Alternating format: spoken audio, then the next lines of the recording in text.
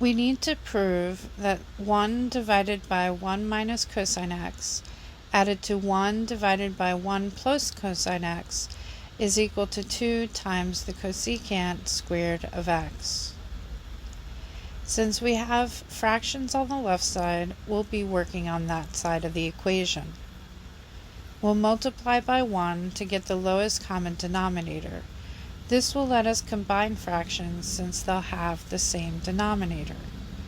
With the left fraction, we'll multiply by 1 plus cosine x over 1 plus cosine x.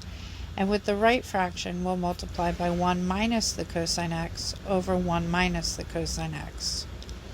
Now that we have the same denominators, we'll be able to add the fractions together. And now that we have one fraction on the left side, it looks like we're making progress. Let's bring our work up to the top of the slide since we've run out of room on our screen. You can just continue working down your paper. We can simplify the numerator, and in the numerator the two constants of plus 1 and plus 1 combine to give us 2. Plus cosine minus cosine combine to give us 0, and 2 plus 0 is just 2. In the denominator we can FOIL to get the difference of two perfect squares, and notice there's a square on the right, so it looks like we're on the right track.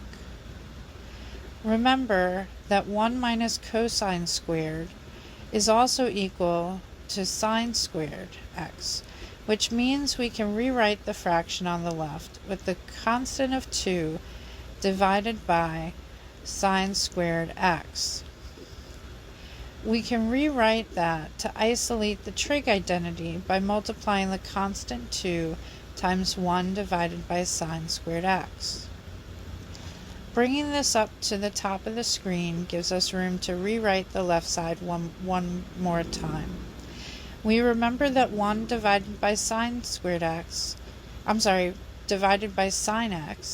is cosecant x.